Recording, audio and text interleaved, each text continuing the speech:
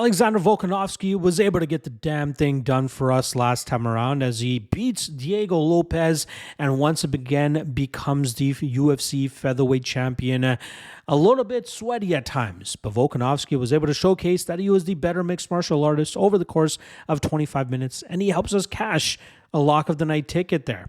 So, it's been a bit of a tumultuous year, like I've always been saying for these lock of the night segments, and it's been a little bit up and down. Hit rate wise, we're in the right direction. We are now 15-17 for a 47% hit rate.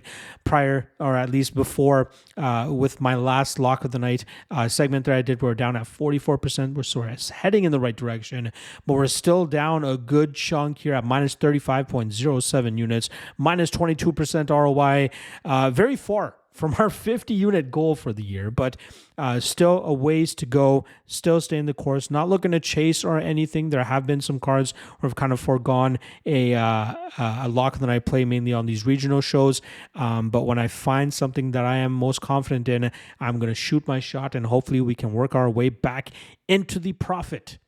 Appreciate you guys sticking with your boy through that as well, and also appreciating the transparency. You got to be transparent in these spaces with these types of things, and hopefully you guys are able to appreciate that. So whether you're using this segment to either follow or fade, completely up to you guys. But remember, this is a segment where I drop my top 3 lock of the night candidates. Only one of them can be the official lock of the night play, which I've already posted on the lock of the night Patreon page. So if you want to check it out, check the Patreon page, and you can either fade it or follow it. Completely up to you.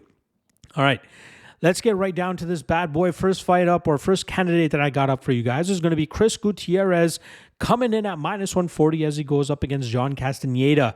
I think this is a great matchup for Gutierrez to showcase what Daniel Marcos was able to do against John Castaneda last time, and that's shut down the grappling and chew up that lead leg. And Gutierrez is one of the best in terms of implementing that calf kicking game and working his opponents down, frustrating them, forcing them to cross the pocket, recklessly, and that will allow Gutierrez to counter them, and I think that we'll see that continuously here from Gutierrez. I think he'll do a good enough job in terms of shutting down the grappling and quickly working back to his feet if he does get taken down, but I like him enough at this minus 140 spot to consider him as a potential lock of the night candidate. The second lock of the night candidate is going to be KC's own David Onama, who comes in at minus 160. He's going up against a very tough Giga Chikadze here, but I think Onama is catching him at the perfect time. Chikadze coming off that loss to Arnold Allen, 36 years old, while Onama firmly entering his prime on a solid 3-fight winning streak. I think we'll see him be able to counter the consistent jabs of Giga Chikadze. I think we'll see Onama even be able to get this fight into the grappling realm, which will start to wear Chikadze down. And then from there, I think we'll see Onama land the bigger, heavier strikes and really start to run away with this fight down the stretch. And I think from there, we'll see him actually win this fight on the scorecards. And I'm more than happy to consider him as a potential lock of the night play at minus 160. The third and final lock of the night candidate is going to be Michel Pereira, as he goes up against a very tough Abus Magomedov, but I think that Pereira at minus 130 is a surefire spot to shoot on.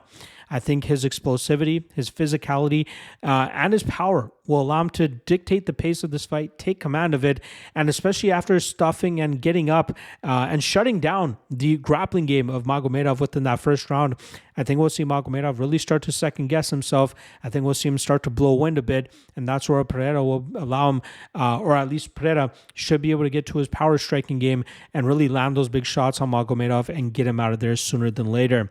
I really like Pereira in this spot to pull off a victory. I think he finishes Magomedov, and even though it might be competitive early, I think it's just a matter of time before Pereira lands that big shot and puts Magomedov away and potentially cashing for us as a lock of the night play for UFC Kansas City. Again, only one of these 3 can be the official lock of the night play. You can find that at the MMA LOTN Patreon page. Link in the description below. Check that out if you're interested.